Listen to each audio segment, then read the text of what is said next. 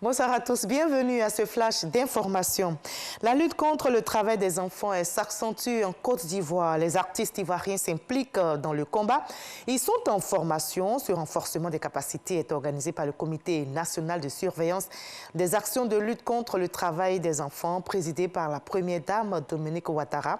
Les acteurs culturels seront mieux outillés sur la notion du travail des enfants. Ils utiliseront leurs talents, leurs œuvres pour sensibiliser et éveiller les consciences sur ce phénomène qui touche environ 2 millions d'enfants en Côte d'Ivoire. La première dame Dominique Ouattara peut aussi compter sur le monde culturel dans son combat pour l'éradication du travail des enfants. Nous l'écoutons. Chers amis artistes, la formation qui vous sera dispensée aujourd'hui vous permettra de mieux cerner la problématique du travail des enfants ainsi que les efforts déployés par la Côte d'Ivoire et ses partenaires pour y remédier. Vous avez le don de nous faire rêver, de nous transporter et de nous faire ressentir les émotions les plus vives. Vous avez également le pouvoir de nous éduquer et éveiller nos consciences à travers votre art.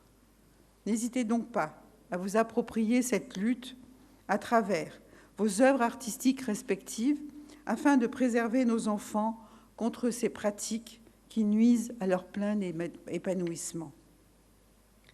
Mesdames et messieurs, je note avec fierté que nos artistes se mobilisent de plus en plus pour des causes telles que la scolarisation des enfants ou encore la défense de leurs droits, et j'en suis très heureuse.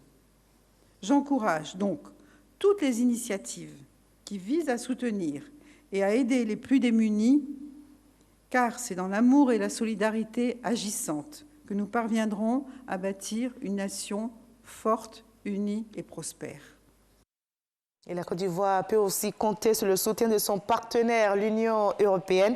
Le chef de la délégation de l'UE dans notre pays était hier à la primature au terme d'une séance de travail avec le Premier ministre Patrick Kachi. Il a annoncé l'accélération et la simplification des procédures d'appui de l'Union européenne au financement du plan national de développement PND 2021-2025.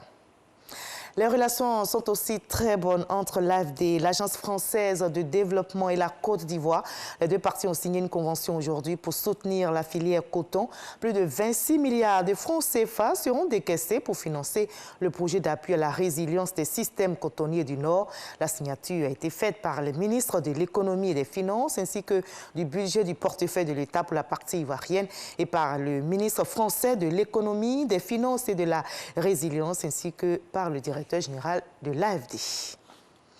L'Union africaine envoie des émissaires au Tchad. C'est une mission de médiation pour trouver une issue à la crise qui secoue le pays actuellement. La délégation de l'UA va donc favoriser le dialogue entre le Conseil militaire de transition et les forces politiques.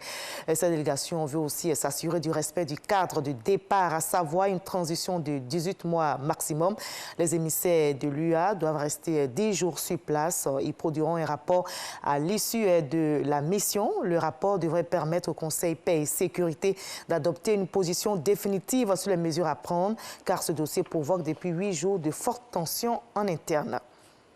Et l'humanité qui continue de se battre contre le coronavirus. La lutte d'ailleurs s'accentue. Le laboratoire américain Moderna envisage d'investir dans ses chaînes de fabrication pour pouvoir produire 3 milliards de doses de son vaccin contre la COVID-19 en 2022. On se retrouve à 20h pour la grande édition. À tout à l'heure, mais juste après ce Flash Info, suivez l'info régionale pour avoir toutes les nouvelles de nos régions ici en Côte d'Ivoire. À tout à l'heure.